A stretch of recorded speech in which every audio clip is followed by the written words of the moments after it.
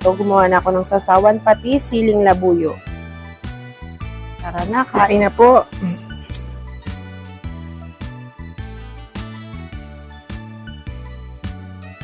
Maraming luya. Sunod na yung bawang.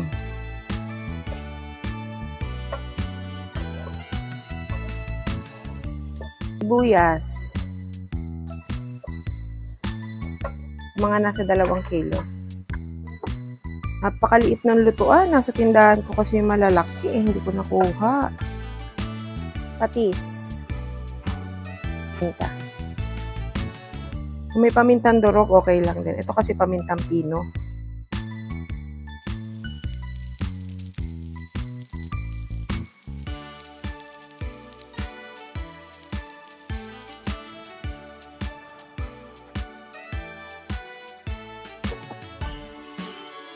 Okay. Sa ilalim. Isang gisa talaga kailangan dito.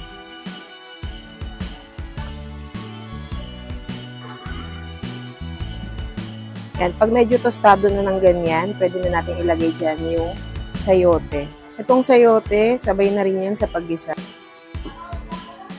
Yan. Maglalagay na tayo ng hot water. Punuin na natin. Ito yung chicken cubes, 2 kilo yung karne, kaya dalawa din yung ilalagay ko. Hindi na kailangan maglagay dyan ng mga seasoning granules dahil malasa na yan, marami yung karne, tapos 2 pa yung chicken cubes. Sabay na natin tong siling haba. Ang haba talaga. Pinabawasan ko. Ayoko ng mamantika eh.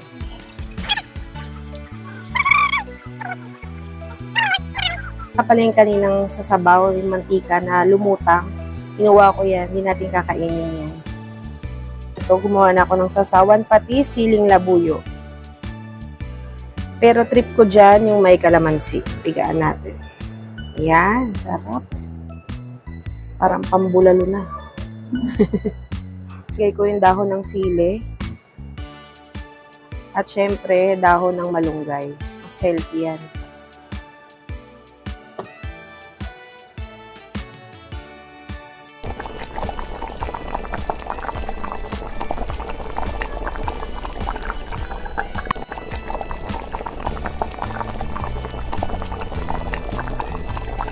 Tara na, kain na po.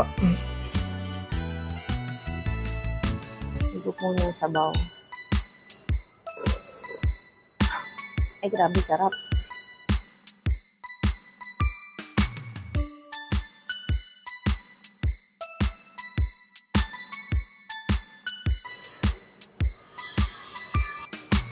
Oh.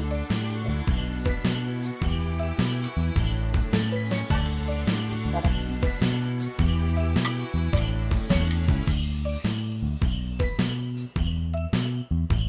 Kain po. Masarap no. Feeling.